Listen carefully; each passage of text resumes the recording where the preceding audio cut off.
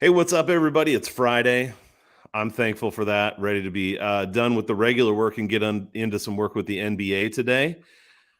I got Eli back with me 3 days in a row, man. It's a streak. Oh yeah, man, let's go. Man, we've had some good days, some good spots. So hopefully we find some good ones again today. For anybody who's been watching for a while, big news for me today. I finally got my office painted, so I've had like the bullet holes in the red wall. It's gray now. So Wow, I'm probably still pretty. smells like paint in there, right? Are you It like? does. So if I start having some weird takes by the end of this, you'll know what's going on. So, all right. I know Eli's got a lot of good stuff today, and I think there's a few spots that look all right, side and total wise. So we'll jump into it. Friday, March 4th. First up, we got the Cavs at the 76ers. Philly -7, 216.5. Where do you want to go with this one? I got to get it pulled up, to be honest with you. All right. Well, that works. I really wanted to like Jarrett Allen in this. I'll run through the rankings here in a secin. The line just worried me a little bit. Looks like Sixers are 7.5-point favorites, which I think is probably about right, but I could definitely see a world where the Cavs cover here, just depending. I think we've talked about it a little bit, depending on which Cavs team shows up. The total at 216 seems maybe a little low to me. But I'll let you jump into all your data there, and I'll talk about props then next, I guess. Okay. Yeah, for me, I think you're right. This is probably close to a good line. So the last time these two teams played was February 12th, 103-93, Philadelphia won. Obviously, James Harden wasn't there, so that changes a ton of things, especially offensively for Philadelphia. We talked, I think, yesterday about how well Philadelphia has played offensively with Harden. I think we need a bigger sample size before we know how sustainable that is. I mean, so far they've played Minnesota and the Knicks twice. So, yes, they've scored 120 plus in those games, but not exactly stout defenses at the moment that they're going up against. The D's been pretty good for Philadelphia. So big picture for me here, I'm a little bit worried about Cleveland. I feel like Cleveland played really well through the All-Star break, but maybe they really did outperform their talent for a while.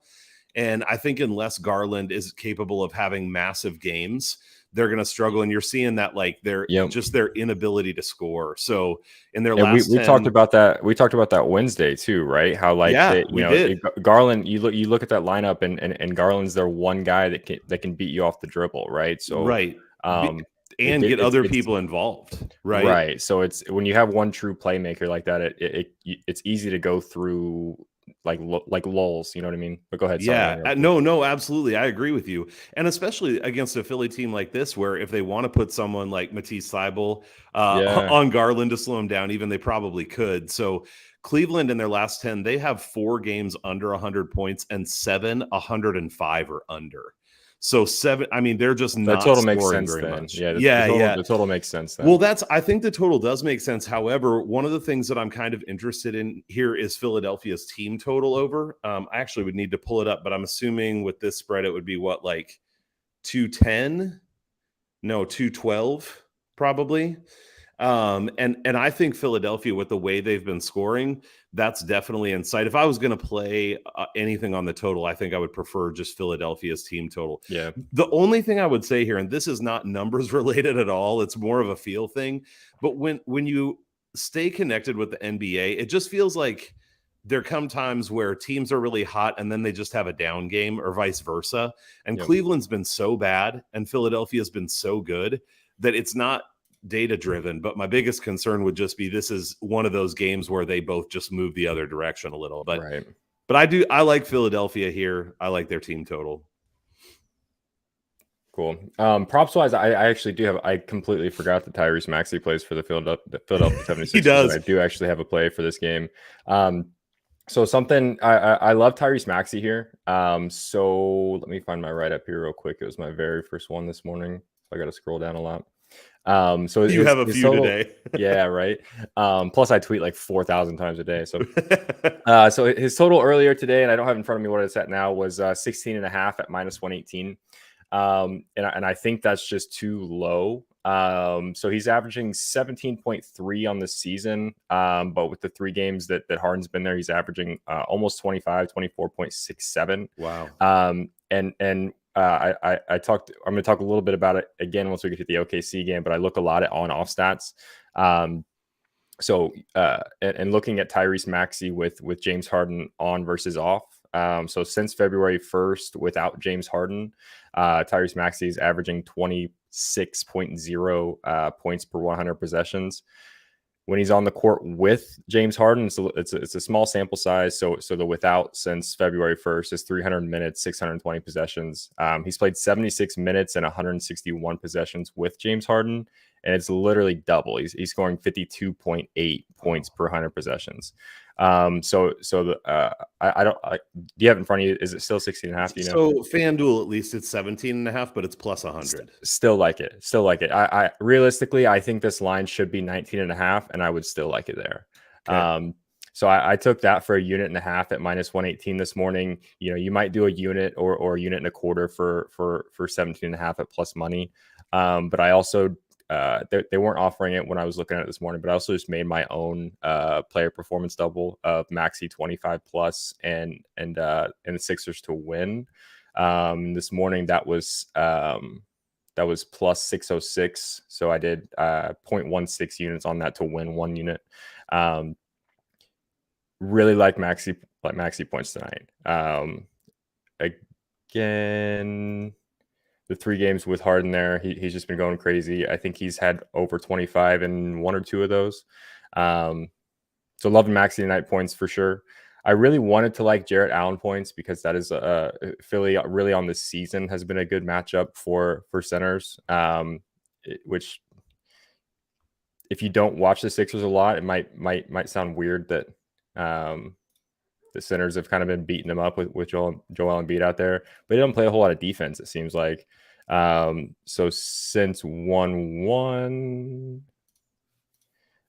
centers are scoring plus 2.5 points to average against Philly, which is the 3rd ranked. But the line is 14 and a half for Jarrett Allen, which I think is just a point too high, honestly, for me to like it. Like I think he gets 15, maybe more. But I would have taken it at 14 and a half. 15 is just out of that range for me.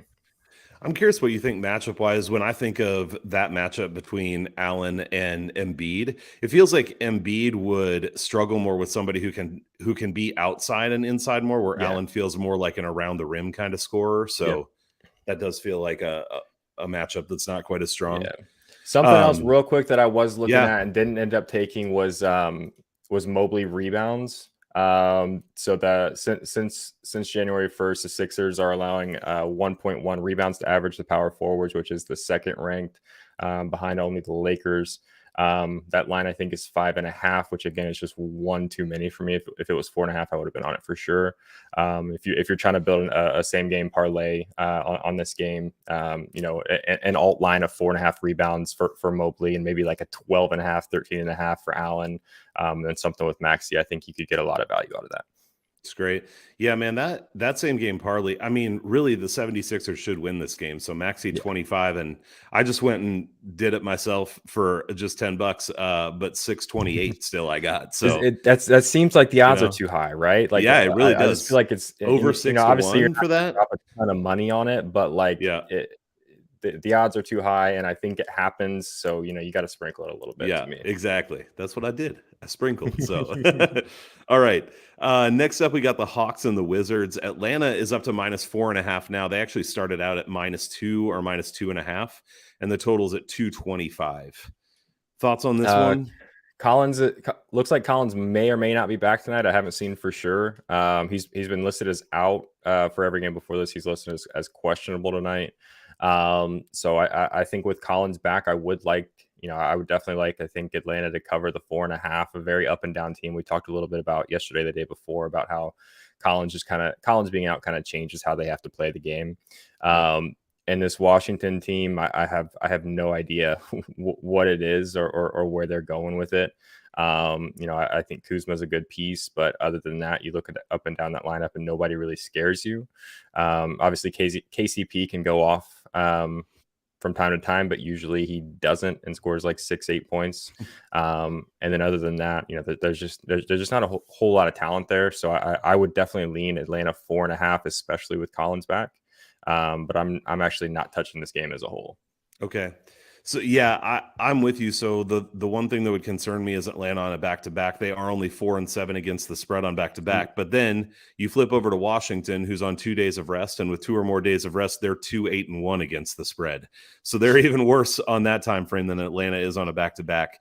Collins, to me, honestly, doesn't really matter against this team. I mean, if you look at the splits, 4.5, I think you're right. Yeah, at 4.5, and it's like Atlanta plays better defense when Collins is in. They actually score more points when he's out, and so to me, probably, yeah.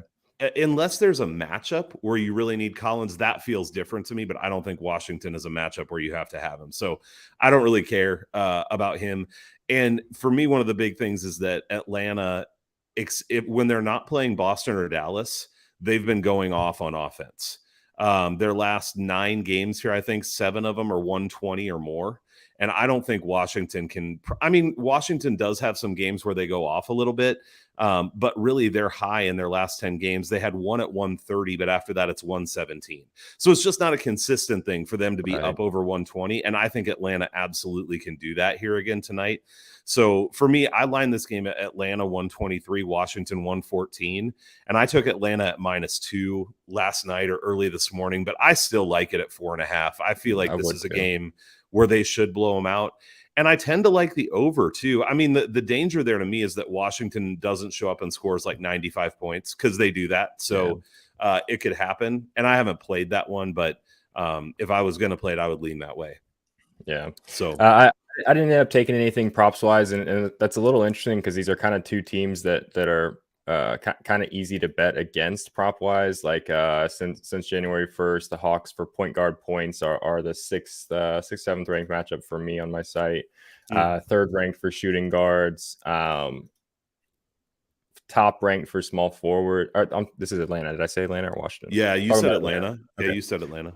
Actually, the top ranked for small forward points and power forward and is middle of the road. Center is kind of in the back. But then again, just looking at the Washington lineup, there's outside of Kuzma, who can you really, project and say, okay, I can count on this guy to get 15 points or anything like that. It's kind of tough. Washington is kind of middle of the road point guard, and shooting guard small forward is the 6th ranked. But then you look at the Hawks, it's Trae Young and Clint Capella, or you're kind of just hoping. Power forward is middle of the road, and center is a top 7 against Washington for points. Rebounds kind of middle of the road if you're looking at Capella. So I didn't end up taking anything, which I usually do end up taking something against these two teams when they're playing. So it's a little weird, but I just couldn't do it today. Yeah. Do you know what Kuzma's line is at? It was at 20.5 when I looked at it earlier, I believe. Okay. Which was a little high. Yeah, I did look at that. Yeah. -116 right now too. So yeah, and it looks like it's still 20.5. So and with him only averaging 17 on the season, he is averaging 24.4 in his last 5 and 19.5 against Atlanta. But I really just feel like that line it needs to be 18.5, maybe 19.5 before I like it, especially when you look at some of his recent games. He got 5 points against the Nets, 15 against the Nets. Time before that, 12 against Miami, 9 against Phoenix. So you can't. He goes on streaks. He goes on streaks for sure, where he's scoring 20, 30 plus.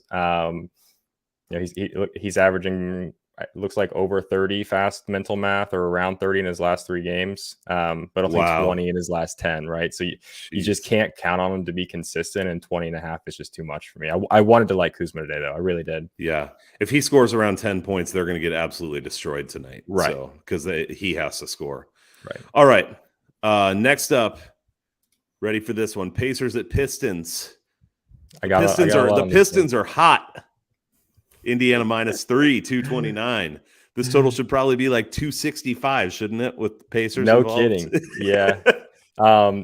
Cade Cunningham game time decision. Again, I told you Wednesday, I think I legally cannot bet on the outcome of a Pacers game because I would just always pick them -20.5 alt spread.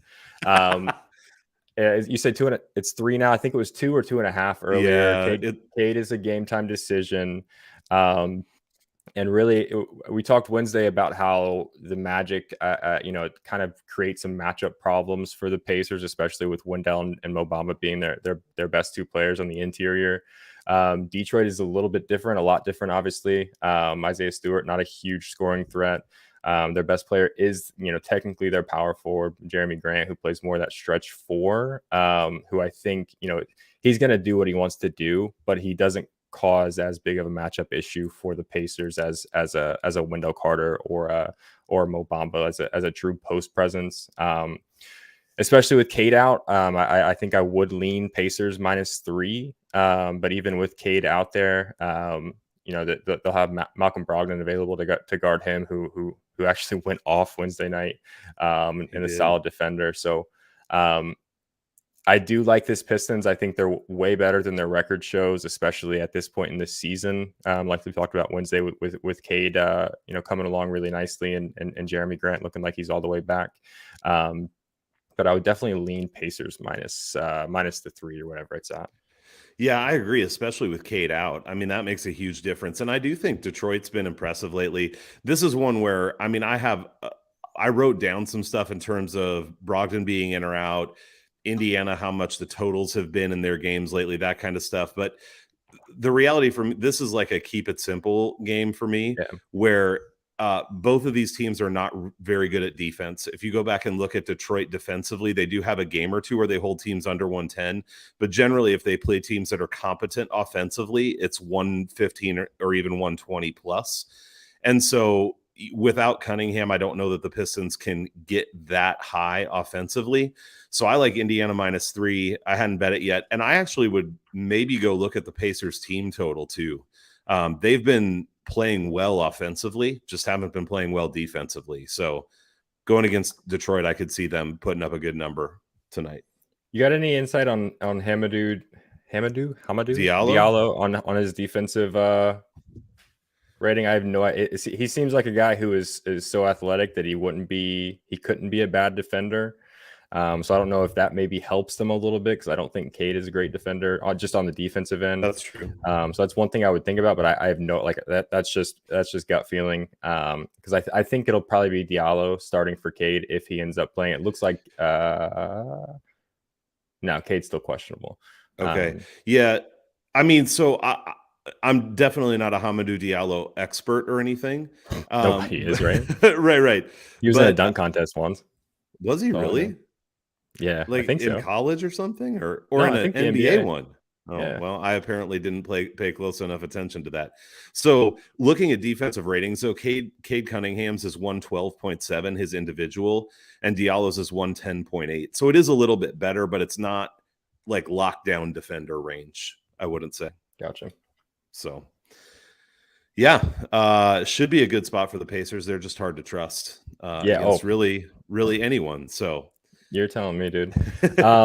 Prop wise in this game, I really love Saddiq Bey and Jeremy Grant. I talked about Saddiq Bey Wednesday or yesterday or whenever that was. I think an underrated guy in the NBA who definitely can have some really off games where he scores 3 or 4, but most of the time he's in that 15 to 20 range, it seems like. I also like Jeremy Grant here. He opened at 18.5 or 19.5. I think his line is at 20.5 right now. So just looking at the data here, power forwards since the trade deadline against the Pacers, obviously when they got smaller and faster and got rid of Domas, they are the 4th ranked matchup for power forwards. So power forwards averaging 4 more points than their average against the Pacers since the trade deadlines, which is, 4 points more than the average is a lot for sure. Small forwards is actually exactly the same. So +4, also the 4th ranked. So both of these lines straight just felt like a trap to me. Jeremy Grant has 3 straight exact 26-point performances. And Saddiq Bey has been scoring a lot too. And I think Saddiq was at 17.5 or something like that. So what I ended up doing is just taking them both to score at least 15.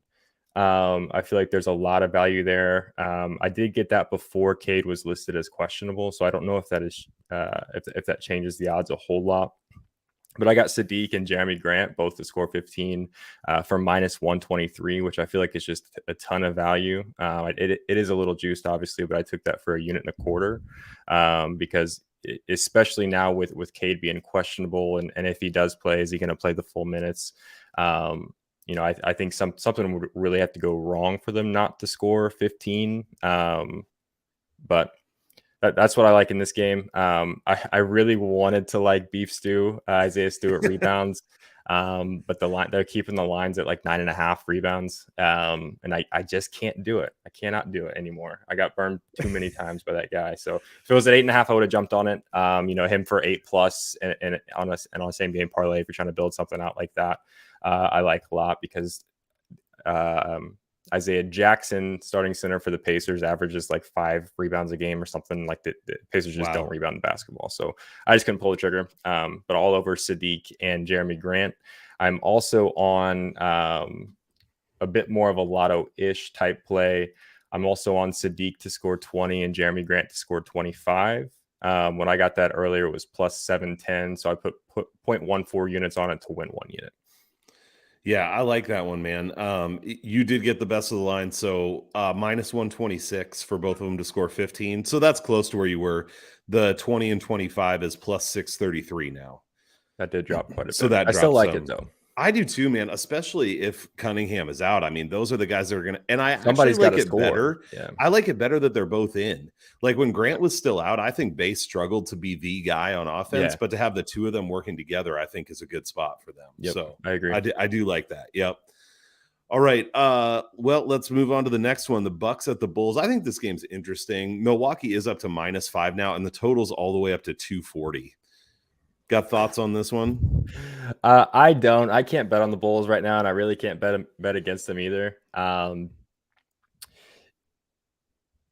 -5 does seem like a lot, but it's a Bulls team. Last couple of games seems like they've been struggling to find the offense. I mentioned earlier this week with the that team kind of goes as DeMar goes, and he's had a couple of off games.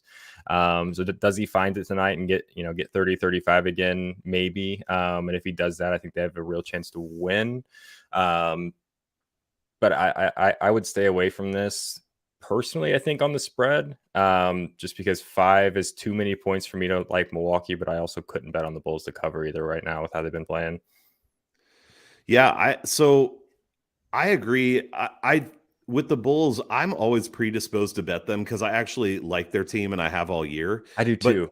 And they played awesome going into the All-Star break. I think I got set in my head that this is a team that's going to score 120 plus because they were doing that almost every game going into the break. But I agree, like since they came back 3 games in a row, 112, 110, 99. And then they did score 124 in the last game against Atlanta. I mean, Atlanta's not a great, but they lost that game. And I think they've continued to not play great defensively. And that's been their Achilles heel. And I think Milwaukee is inconsistent, which is why I don't like to bet them. But if we're talking about what's a team that can take advantage of the fact that Chicago's been really bad on defense, Milwaukee is one of the teams that can do that. Like their scoring lately, let's see, they've gone 5 games straight scoring 120 or better, and they've 8 out of their last 10, they've been 120 or better. Jeez. So they've just been playing really great on offense lately, and I don't see Chicago being a team that's going to offer them too much resistance. Milwaukee defensively, they've had good defensive efforts against bad teams. 106 to Charlotte, 108 to Portland, 98 to Washington.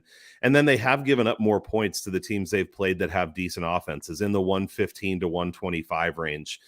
But I'm not sure that Chicago, I think what you said about DeRozan is right. Like, and really, I feel like Chicago shouldn't be as dependent on DeRozan as they are because there's a lot should of be able to talent there. score. Exactly. They got Vooch that they should not. I agree. Vooch, yeah, totally. And I haven't gotten to watch them play very much in these last 3 games, but I had said before the All-Star break, I think that they're capping their ceiling because DeRozan is so ball dependent. He gets the ball, and granted, he's scoring 30, 40 plus, whatever, so that works fine.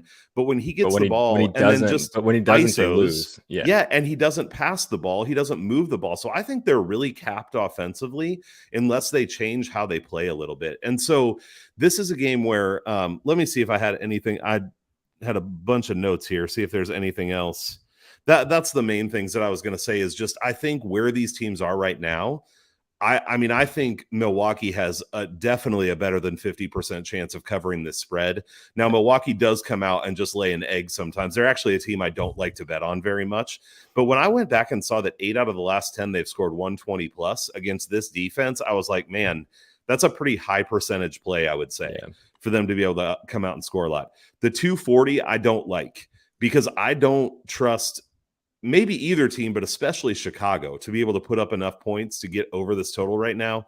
I was on another podcast talking earlier today, and one of the things, if you do like live betting, one of the things you might want to watch here is if there's either a big first quarter where both teams score a ton, this total could push up well past 250. And then I think the under could be a good play. Yeah. Or if both teams come out slow, this total could drop down to like 230 or even maybe 228. And then I think the over becomes a decent play. So that's something I might watch live, kind of either way on the total. And then I don't think I've bet the Bucks. I put the Bucks in a parlay, but a 2-team money line parlay because I didn't like the 4.5 or 5, but yeah. I do think they probably cover here. Yeah, I would feel good about it if for some reason it drops to 4 maybe 3.5. Yeah. I would feel great about it. 5 is too many for me. Like I said, five is too many for me to be able to really like the Bucks for it, and I can't bet on the Bulls to cover. And then 240. What was your thing yesterday? How it's it's the under or I don't know. Yeah, like under or pass. Under or pass. Yeah, exactly. You can't bet on over 240. Yep. I don't care who's playing. It doesn't matter. It's just too much. Everything has to go right. Prop wise, power forwards against Milwaukee has kind of been a wagon. So I really wanted to bet on DeRozan, but his line is I think his line is 30.5 or 29.5. And again, had a couple of rough games in a row there. So since January 1st, like power forwards against the Bucks are the second ranked points matchup, scoring 3 more than their average, which is interesting. I think I talked about this because you think that, and you think Giannis is probably guarding most of the power forwards. How are they doing that to him? So I don't understand the data, but that's what the data says.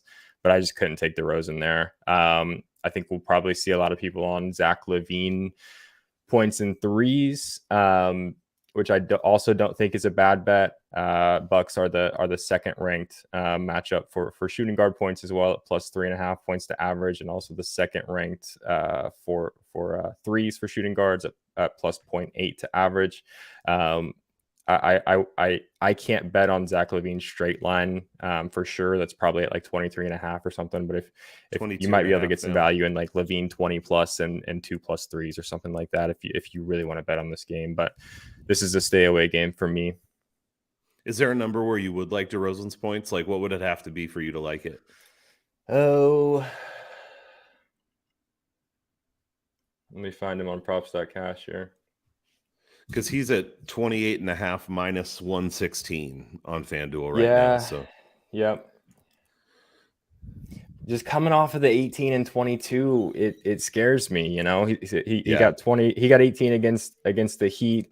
Pretty solid defensive team, I think. But then he only got 22 against the Hawks yesterday. So realistically, I definitely think he scores 30 or more tonight. But I think there's just a 50% chance or something he lays another egg here, and he might not even break 20. So, yeah, not really. Okay. All right. I don't think I can. Sounds good. All right. Well, on to the next one. We've got the Magic at the Raptors. Toronto -7. Now that's come down some because Van Vliet and Anunoby are going to be out again, which was questionable in the morning. 218.5. The one thing I'll say about this game is, as I noted yesterday, this is the Raptors' third back-to-back in a row. So it's their 6th game in 8 days. And they have 2 guys out, and they play really tight rotations. So I'll set it up with that. What do you think? And 7 points is a lot. I don't know if you can bet on the Magic right now because I think they're just a bad team in general. Yep. 7 points is a lot without, like we talked about a couple of days ago or yesterday, without OG, who I think does so much for that team, kind of their glue guy, and Fred VanVleet, who is obviously one of the better point guards in the league. But it's at 7 points for a reason, because the Magic are just awful. I don't know. I don't know how you can bet on this game either personally, but no, I agree. I agree with you. So I actually was thinking, I think I would probably be on any team except the Magic, the Rockets, or the Blazers in this spot, because Toronto has played so many games and they play tight rotations anyway. But Orlando's margin of victory against teams who are in the top half of the league in recent games, -10, -27, -15, -33, -20, -11. Like, they aren't even playing any close games with any decent teams. So when I saw that, I'm like, I just got to pass here because I can't take Toronto in this spot, but I'm not going to bet the Magic. Right. So yeah. So if it was 5 points, maybe you think about the Raptors. Yeah, maybe. Too much, maybe. I don't know. This one just feels hard. So yeah, I don't have anything on this game either prop wise. I don't even really. I think honestly, I don't even know if I really looked at this game. You're like, I'm going to pretend this game doesn't exist. Yeah, I saw OG and Fred out against the Magic, and I was like, no idea what's going to happen. I can't do it. Yep. Especially with that many games too. I mean, I sometimes I think the back-to-back thing is overplayed, because for a professional athlete, I think that's probably not a big deal. But when it's 3 back-to-backs, that's maybe a little different. And traveling and all of that. Yeah. I mean, that'll wear on anybody. Totally. All right, well, let's skip it and go to the next one. We got plenty of games tonight. So Jazz at Pelicans, Utah -4 now. That might even be 4.5 at some books still. It's been 4.5 during the day, and then 222.5 total. Yeah, I think that line is about right. I think the Jazz are certainly capable of covering, but I think this is a Pelicans team that, as you see kind of CJ McCollum get more and more integrated into that offense, I think you're going to see playing even better. I think they're definitely a little bit better than their record shows at 26-36. So I think I would lean Utah here personally. But if CJ decides to go off, I could just as easily see the Pelicans winning this game outright personally. Yeah, that's kind of where I'm at too. I mean, I do think Utah is probably a more consistent team, but if I look at the rosters, sometimes, and I won't belabor this because you and I actually talked about the Pelicans already, so I don't want to, drone on about them again, but I really like their roster construction. Yeah. I really like Jackson Hayes playing the 4. I think McCollum running the point is phenomenal. Today. Are you really? All right. Well, we'll look forward to that one. I'll probably join you because I love Jackson Hayes, man. So I just think the roster is really good. And yes, Donovan Mitchell's good. And yes, Rudy Gobert can be good. But overall, I think I prefer the starting 5 of the Pelicans. Not to Donovan Mitchell. He's a superstar, but as a whole, I like him. One of the specific things too, this is surprising to me, but the Pelicans in the last 3 games are number 2 in the league in fast break points, and they're number 8 on the season. So it's not like they're 24th, but in the last 3 games, they've been good. Utah's number 14 defending fast break points. So that's a little bit of an edge that isn't something I would expect, because these teams do play a little bit slow sometimes. So I haven't pulled the trigger, but I'm actually kind of interested in the Pelicans money line. Even more than the points. Yeah, exactly. And then I kind of like the over. I line this game as being close to a pick 'em, and I have it at around 230. So I did do that one because I think there's value there. Yeah, I would like that too. Even taking the Pelicans money line in a same game parlay, like an alt over 215, you can probably get like plus 200. You can probably get close to plus 200 pretty easily there, and throw half a unit on it and feel pretty good about it, even if it misses. The play I ended up taking here is a small, pretty much even money same game parlay with Jackson Hayes to score 10 points and Mike Conley to score 10 points. This is something I really like. If you follow me on Twitter, I hate the big numbers. Like I just talked about with DeRozan. Like, when there's so much that can go wrong when you're asking for a guy to score 30, right? These are two guys that are definitely capable of scoring 10 points. Come on, Eli, figure it out. Both have a really good matchup too. So the Jazz are third ranked in points against power forwards since the beginning of the year at +3, and literally the same exact thing for point guards against the Pelicans. I probably should have looked at that since the trade deadline against the Pelicans, but I like it either way.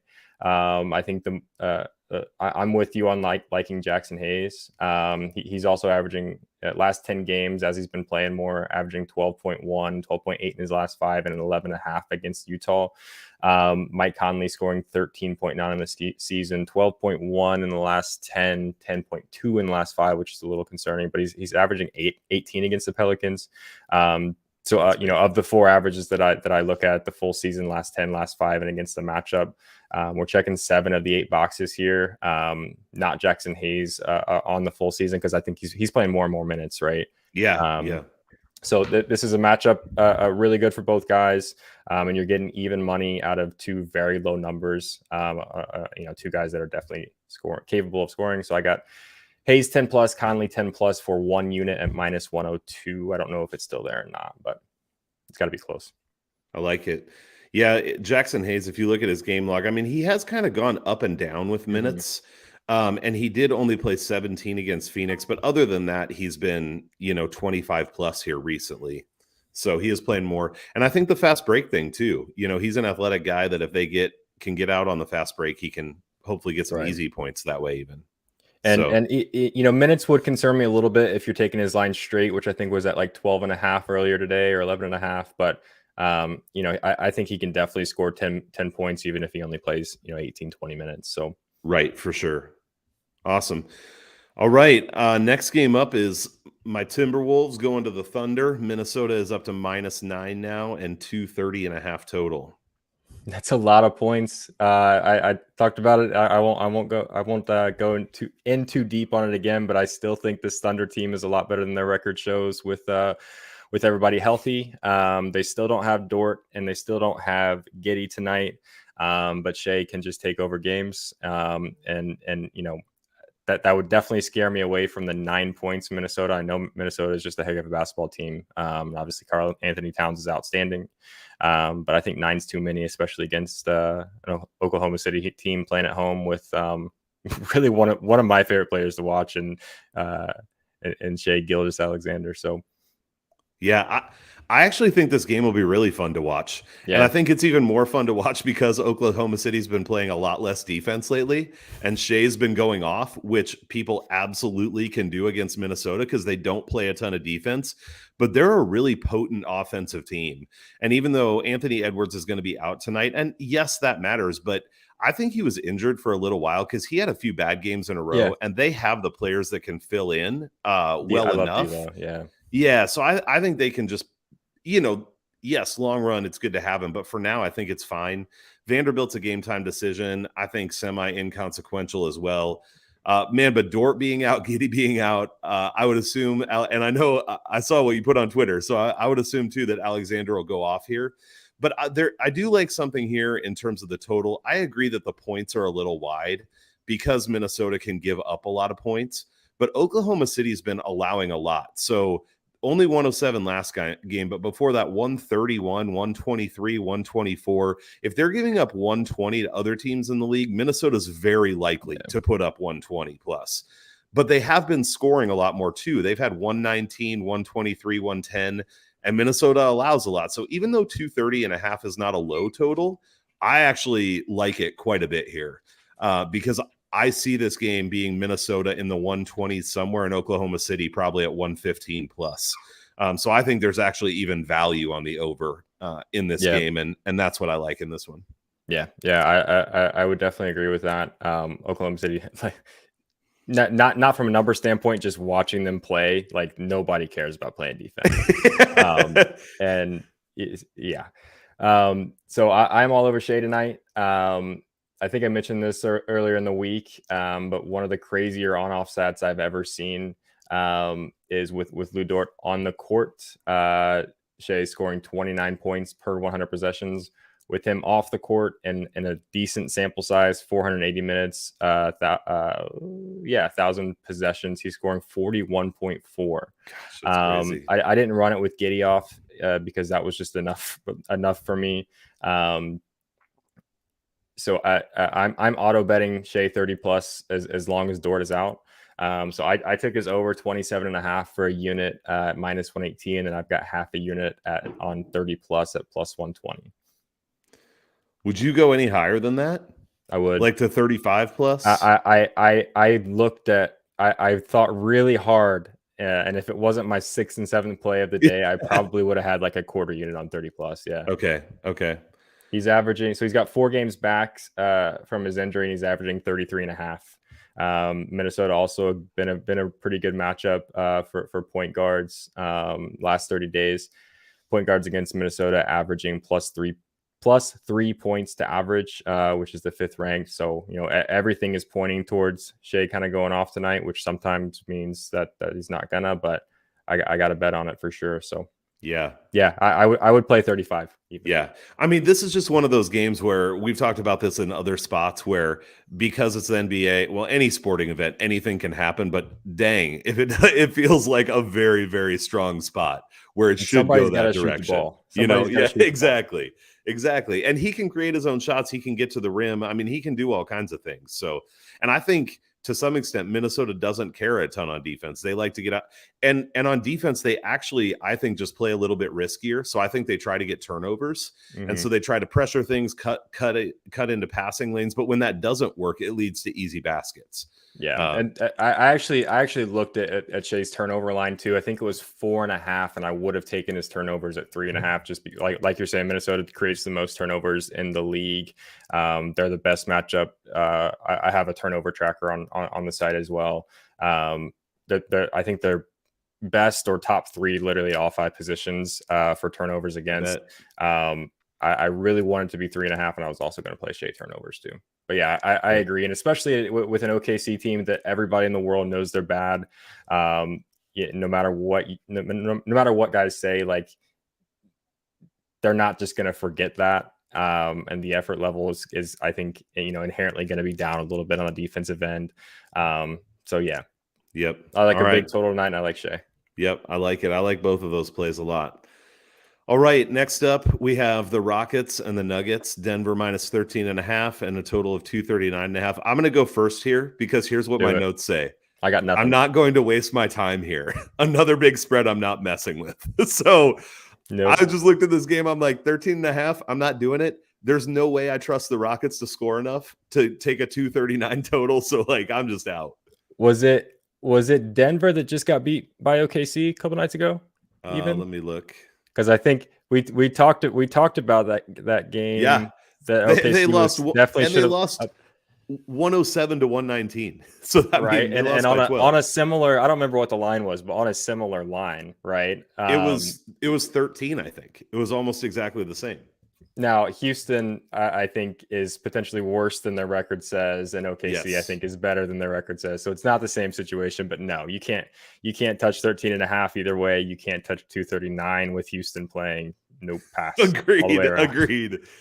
Anything prop wise, or is that a big pass also? Okay. No, I didn't. All right. I didn't even look at. I see Houston playing, and I don't look at the game. Yeah, right. At all.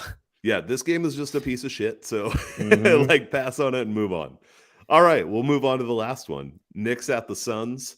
Phoenix is held at minus 6.5 today. Booker still out. Obviously, Chris Paul out for a while. 222.5 total.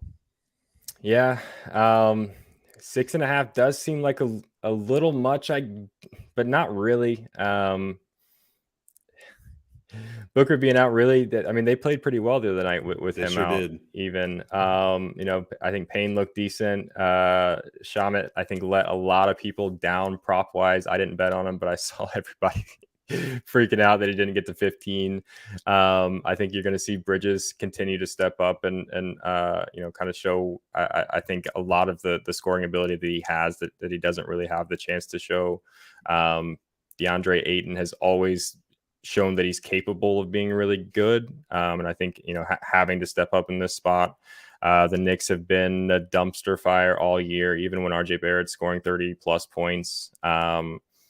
So I guess if a gun to my head, I'd probably have to look at Phoenix to cover, even though that is a big number. The over potentially maybe looked at as well, but I don't have much on this game either. Okay.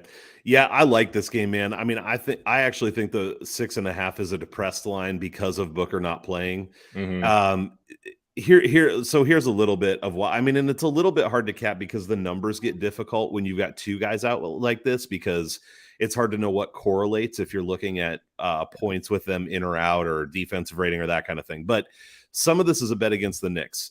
They've lost 10 out of their last 11. Their defensive rating on the road in the last 10 is 118.5. They've scored like under 110 half the time in their last 10, and their defense hasn't been good. They've given up 112 plus in like 8 out of their last 10, over 120 in 3 out of their last 10. So this is just not a good team. And I think that soon here they have to start not caring because they've been so bad they're not going to have much left to play for. And just matchup wise, I feel like Phoenix still has them covered. Yeah. Like they still have Jay Crowder and Mikal Bridges. Like what's Julius Randle going to do? What's Evan Fournier going to do if the Suns come out to play tonight? They have a ton of with Mitchell Robinson, they have Ayton, but then they also have McGee and beyond. Like they just have a lot of depth at center. And I think Cam Payne is a decent player. He filled in all right. Yeah, I mean, he I hasn't agree. had good stat lines so far. I mean, he did have 8 assists in that last game. But here's the other thing is I think Cam Johnson is a really good player. He scored 20 points in 24 minutes in their last game. And granted, it was against Portland. I don't know. The matchup probably isn't as good tonight. But I just think this is a Knicks team that doesn't play defense anymore. They're maybe kind of okay on offense, and I just think Phoenix has them covered. So I actually do like the -6.5. I bet that, and I did bet the over as well. I'm with you on that. Yeah, I would agree with you on all that. It's kind of a testament for how good that Phoenix team is that we can be talking about them like this without really they're definitely their two most important players. But yeah, I mean I guess you can see a potential world where RJ Barrett scores 35 and Julius Randle is nearing a triple double if they decide to show up. And then, but if they do that, you're okay losing this bet though, right? Exactly. Yeah, I'll take that bet. Yeah. Yeah. I don't have anything for this game props wise. Nothing really jumped out at me matchup wise that kind of lined up with line value. So I didn't end up taking anything on this game. I'll probably watch it though. For at least 2 quarters. Yeah. Why not? Hey, Right. and granted they don't have Booker and Paul, but if the Suns do get down, they're a great fourth quarter team. So yeah, live bet. there's always a live bet chance there as well. So all right, awesome. Well, some good stuff today. I love that you have a big card. I have a relatively big one too. I will say here and there I post a pick on Twitter, but if I do, I try to do a write-up with it so I don't get most of my picks posted there. But if you go to BetStamp, that's where I post all my picks. You can just look up Big Tasty Picks is what it's Right under. Yeah, exactly. So hopefully they will be. If you want to follow along with what I'm picking, that's where you can find it. Remind people where to find you and what all you've got going on, man. Yeah, dude, appreciate it. So I'm at DJ and Eli on Twitter. Posting usually between 3 to 5 picks a day that I like. Doing pretty well. I've got 7 today. I don't know what that says. I've also created a data analysis tool for prop bets in the NBA at djanalytics.com. If you follow me on Twitter, it's just easiest to click on the link because I made the name too confusing to spell. But looking at ranking defenses by position based on differentials from average scored against them, which is kind of confusing, but definitely reach out anytime. I answer all my DMs, all my mentions. If you have any questions on the data or a prop you might, you want my insight on, or just kind of gambling in general. I'm enjoying being on here a lot, enjoying the gambling Twitter world for sure. And yeah, it's fun. And you're starting a prop focused stream also, right? Yeah, more details to come on that. Running? Yeah, Okay. more details to come on that. We ran one last night. Myself, part of the what I call the DJ Analytics team. Books are cowards on Twitter. His name is Mike. Super funny dude. He also posts blogs and picks on the website as well as Impulse or Lockdown Bets, the defensive prop bet guy. So yeah, sometime in the next, I would say, week or so, we're going to probably be on. I think we're going to be on Twitch. We don't have everything figured out yet, but yes, look for that. Okay, sweet. Follow Eli. Look for that. And I mean, I've said it before, but I think what you do with props is what I try to do. If I do post picks, it's nice to post the information with it because it allows other people to make a decision about what they think about the information. And so that's awesome. I've said this before. Even if you're paying someone $500 a month for their picks, if you're blind tailing anybody, you're doing it wrong. Yep. So yes, right. I'm with you on that. Totally. So, well, thanks for being on again, man. This has been fun, and I think there's a lot of good spots. So hopefully we'll have a good night overall tonight. Yeah, appreciate you having me. Having a blast, man. Absolutely. Hey, thanks everybody for watching. Do retweet, helps us because it shares it with more people. And so appreciate any of that you can do.